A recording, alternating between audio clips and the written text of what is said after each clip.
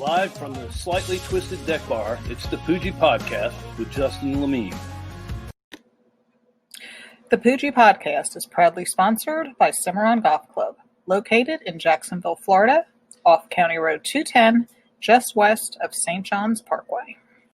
What is going on, everybody? It is Monday, August 24th, and we are about halfway through the third quarter of this year, and we need this year to hurry up quickly. I know a lot of people echo that sentiment. We have two hurricanes currently in the Gulf of Mexico heading towards land, and that's just the most 2020 thing of all time until September rolls around, of course, which I'm sure more extreme stuff will happen.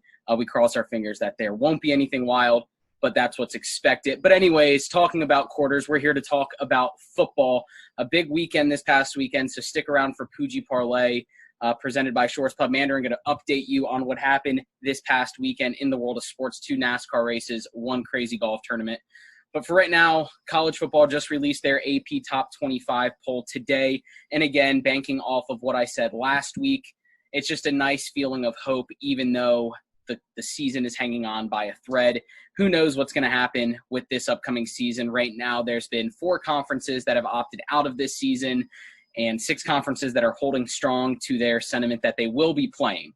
We will see if that stays true. Nonetheless, the AP Top 25 has been released, and I'm not going to go through the whole thing. I'll be perfectly upfront with you. I'm not 100% knowledgeable about every single team across the board. Obviously, as you can see behind me, I'm a UCF fan, and I'm extremely knowledgeable about UCF and the American Conference, as well as the conferences here in the Southeast region with the ACC and the SEC. So nothing too interesting about the AP poll this go-around. It shouldn't make a difference whether conferences are playing or not, because we all know the AP poll is founded on the belief that last season's success do not determine next season's results. The AP poll is all about minimal last year's success and maximum off-season moves. And if you want to take a look at it, UNC finished at 7-6 last year. That is the staple of the AP poll's ideology, I guess. 7-6, but they're ranked 18th in the country. You have Oklahoma State ranked there. They finished 8-5 last year. USC 8-5 last year. Texas A&M and Texas obviously getting that big Texas market bias, but ultimately the UNC ranking is what does it for me. That just shows further that the AP poll is more so for TV rankings at the beginning of the season, more so than anything else. These recruiting classes are weighed heavily. The offseason coaches' moves are weighed heavily. What I want to get into today is the ranking of the University of Central Florida football team. And before you roll your eyes and say, here goes Justin on another UCF football rant, as you can see behind me, UCF ranked 21st in the country, ahead of Utah, who is ranked 22nd. Utah, the number 2 Pac-12 team in the AP Top 25.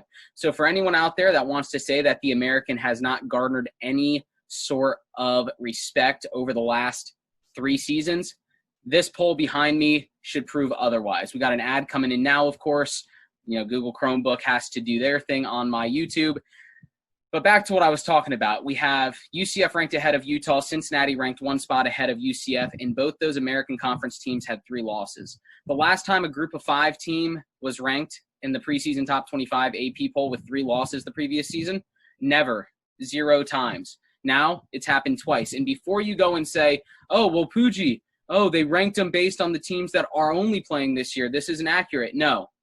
They were told, the AP voters were told to vote based on if every team was playing this year. And I respect that. I think that's how it should be done to get an accurate poll. If you were to take out those teams that aren't playing this year as far as their conferences are concerned, UCF would move up 7 spots from 21, so would Cincinnati. But it's funny, back in 2018, coming off of UCF's miraculous 13-0 run where they beat Auburn in the Peach Bowl, notice how I didn't say national championship run, don't want to upset any of my followers out there, they were ranked 21st in the nation after that season.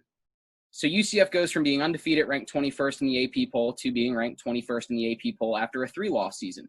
Following the 2018 season, where UCF capped off a 25-game win streak, losing only by 8 to a Joe Burrow-led LSU team in the Fiesta Bowl, UCF was ranked 17th in the nation in the AP poll. So you're telling me that a UCF team with 3 losses in 2019 is now ranked 21st in 2020. To me, that's something to celebrate. That shows me that the American Conference is moving up. That, along with the fact that there are 2 American Conference teams ranked ahead of the second Pac-12 team, that says a lot. Do I think the American Conference is ever going to get as much respect as the SEC and as the Big 12, Big 10? I don't think so. But it's right up there with the Pac-12, and it's creeping in on the ACC. And if these rankings don't say that, I don't know what will.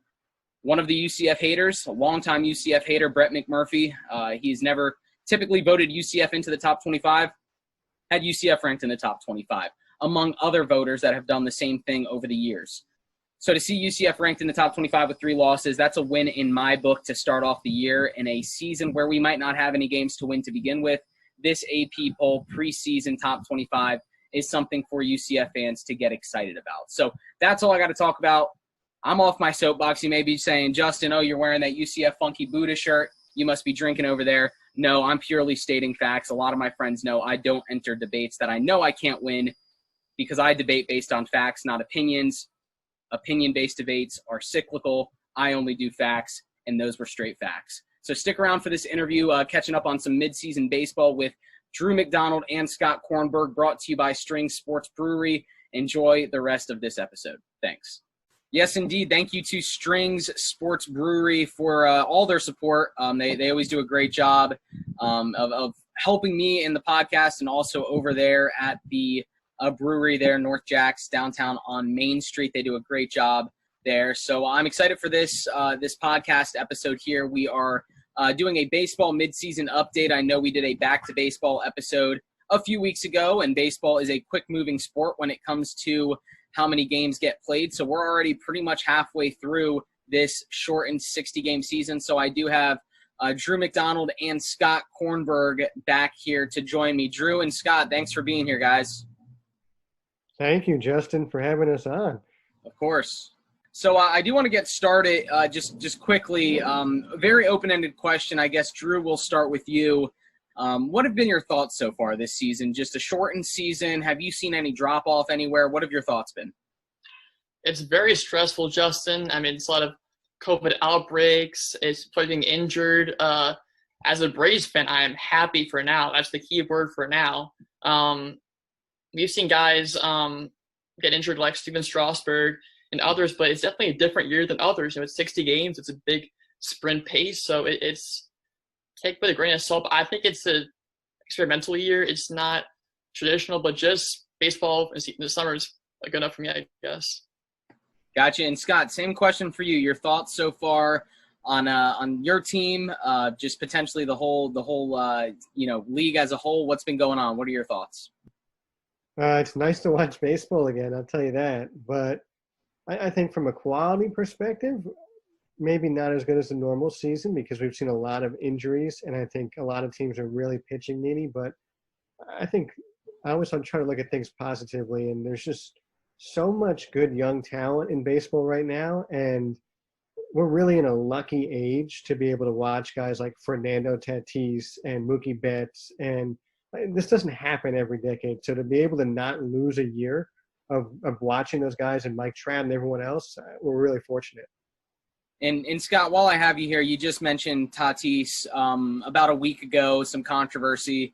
It was my Let's Talk About It for last week's episode, but I do want to get your opinion on the 3-0 swing that led to the first of 4 straight grand slams for the Padres.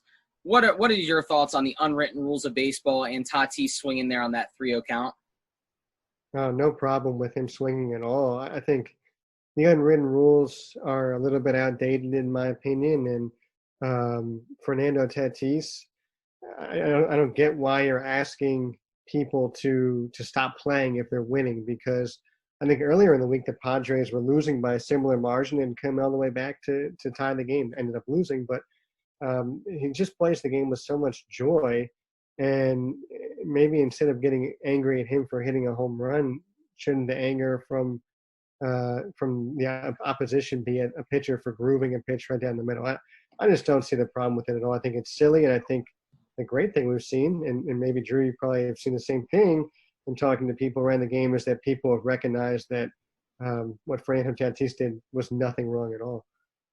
Yeah, he had a lot of support in his corner. And for those that don't know, I'm sure you've been living under a rock. If you don't know, 4 straight grand slams by the Padres, 5 in the last 6 games up till last night. They do play again tomorrow, so we'll see what happens. But 4 consecutive against the Rangers, and all 5 were from 5 different players, which was pretty impressive. And Drew, I know you mentioned the COVID outbreaks. You know, we saw the Marlins have some. We've seen the Cardinals. We currently see the Subway Series being postponed, which I know Scott might be a little upset about, being a New York Mets fan.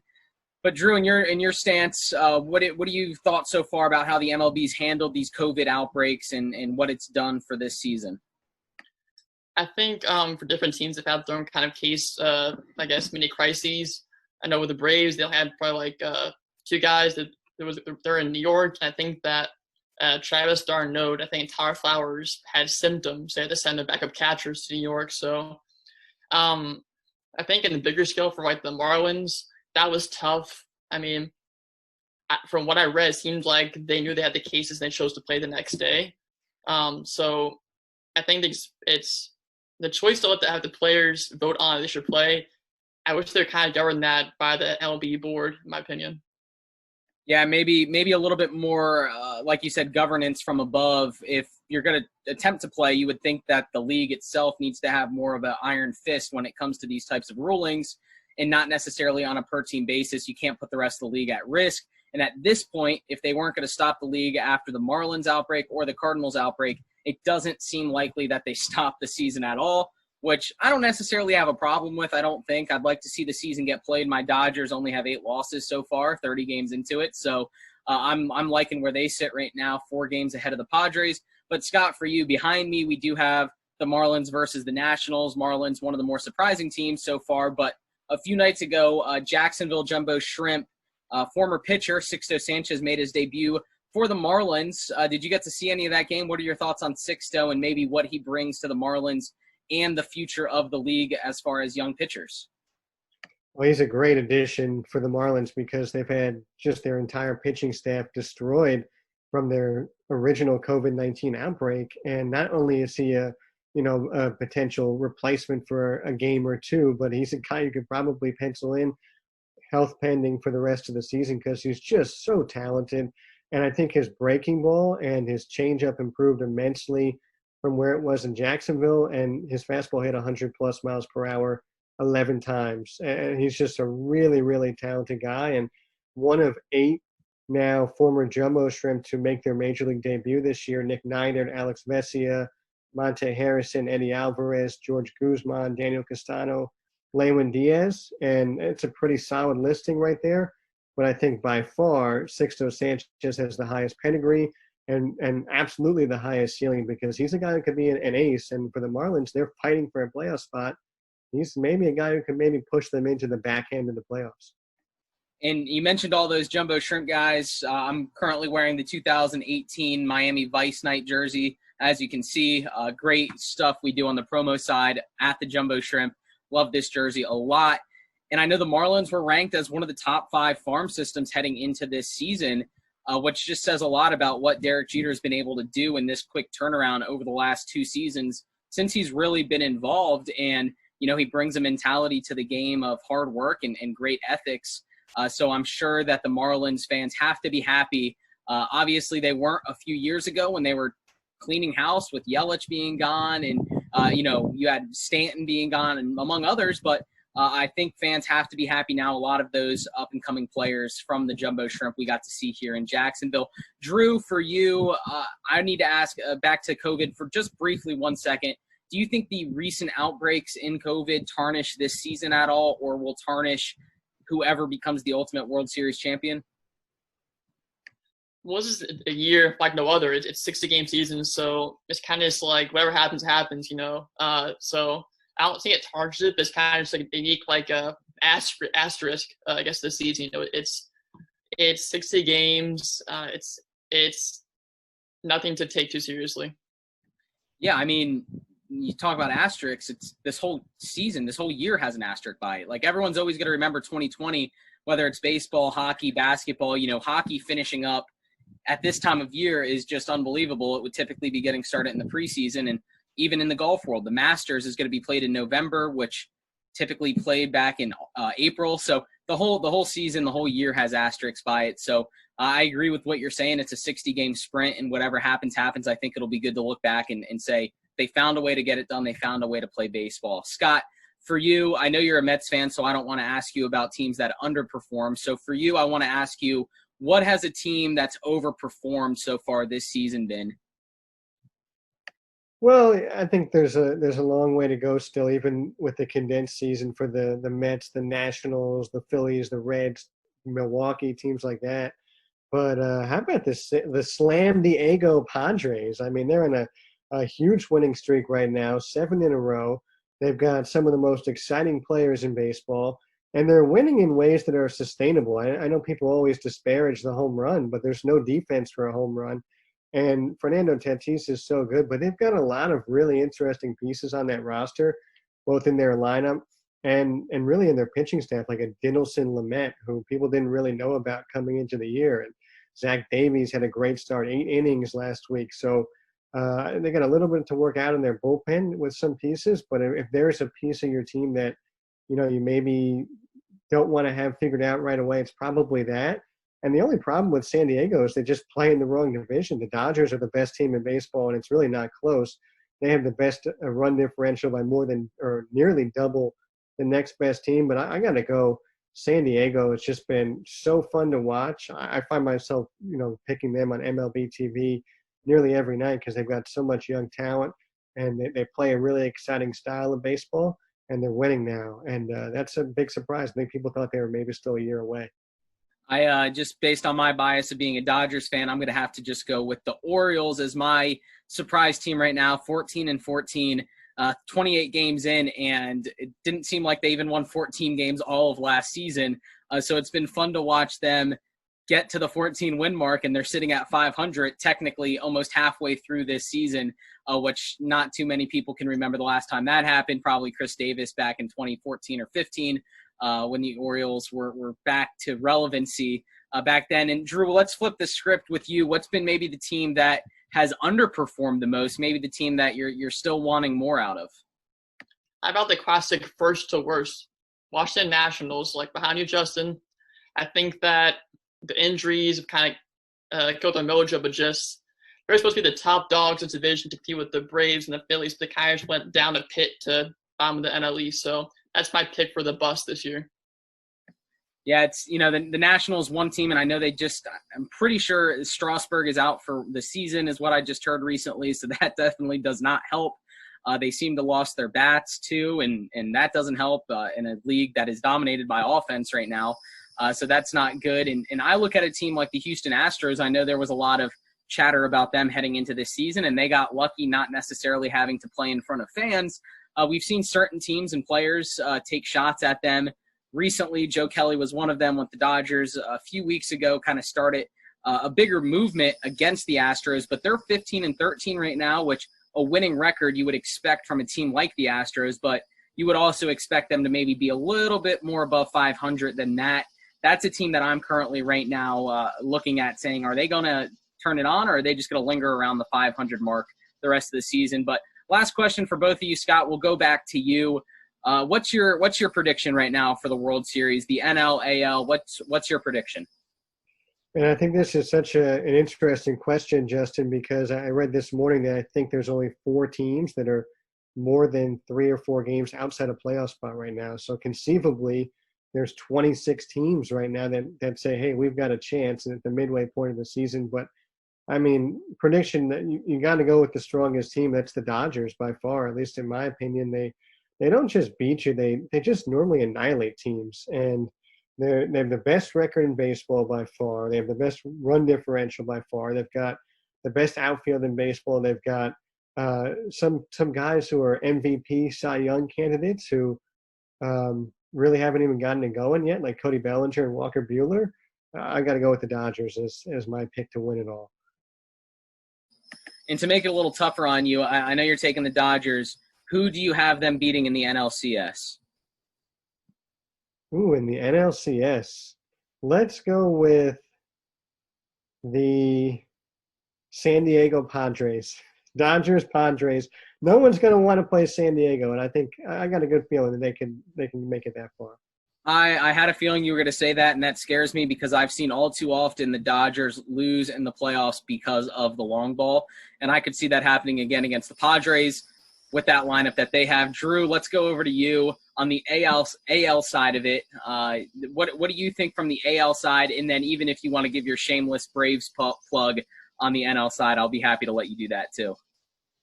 First, it's not shameless, but we'll go ahead. So we're going to have it haves versus have-nots here. Haves, the Dodgers, have-nots, and the Tampa Bay Rays. We saw the first team in 30 years to sweep the Yankees and Red Sox on a road trip. This team is full of dudes. Blake Snell, Brandon Lau, Willie Adames.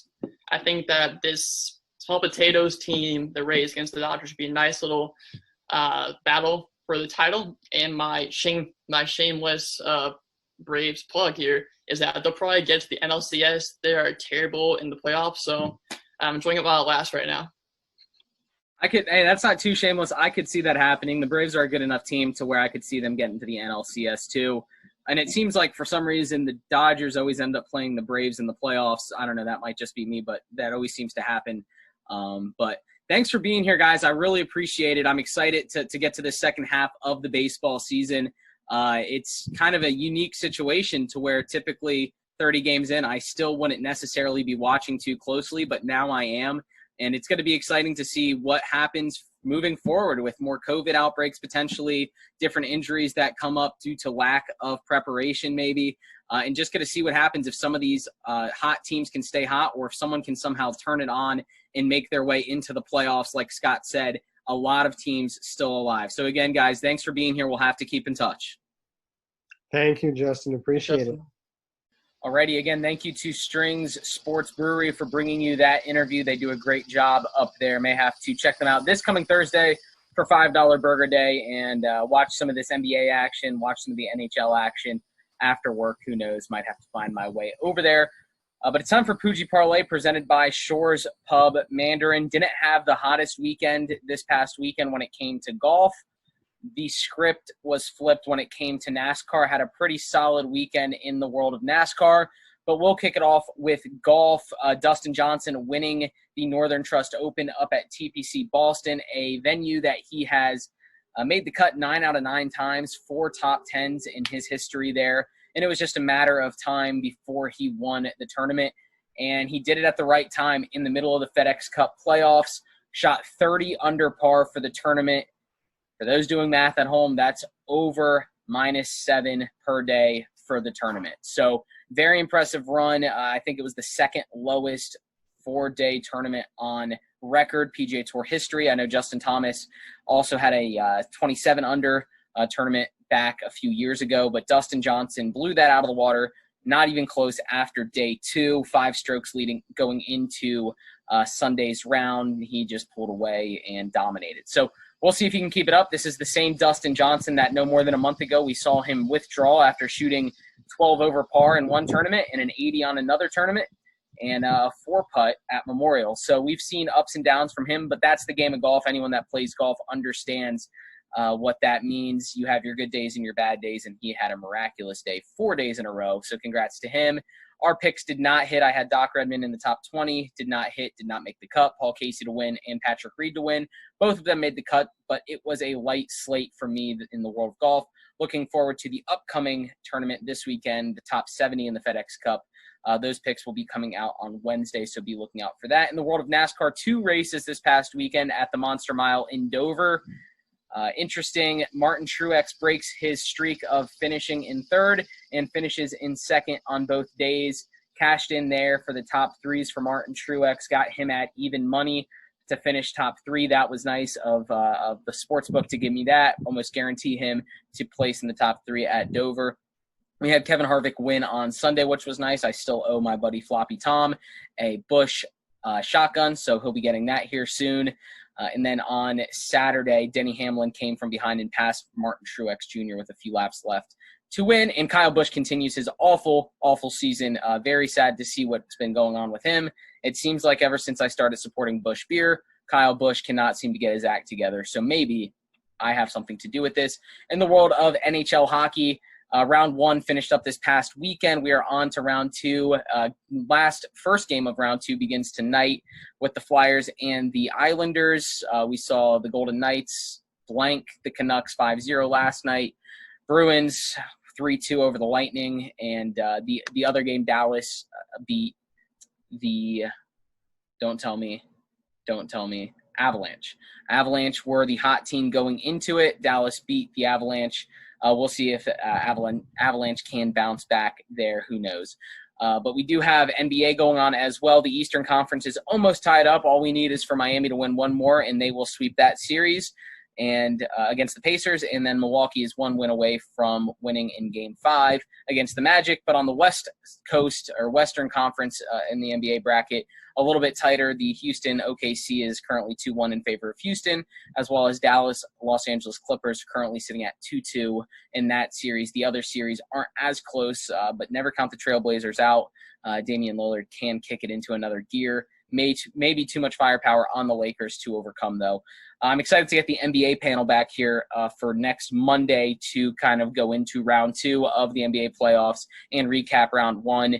The NBA panel, I know, is excited to come back and join us, as well as the NHL panel. Like I just mentioned, the NHL playoffs, NHL panel will join us this coming Thursday, so be on the lookout for that. So for now, take care. Be on the lookout for more picks coming up this weekend in the world of NASCAR and golf. Follow Poojie Podcast on Instagram for all the picks every single weekend, all the events, all the picks, and Poojie Parlay on Twitter for specialty picks. Maybe if I'm feeling lucky with basketball or hockey, I'll throw some picks out there. So Poojie Parlay on Twitter, Poojie Podcast on Instagram. For now, enjoy the rest of your Monday night, enjoy the rest of your week, and we will see you on Thursday. Thanks. Be sure to follow our show on Spotify, Apple Podcasts, Google Podcasts, and other podcast streaming services, as well as subscribe to our YouTube channel to check out unique video elements for each interview.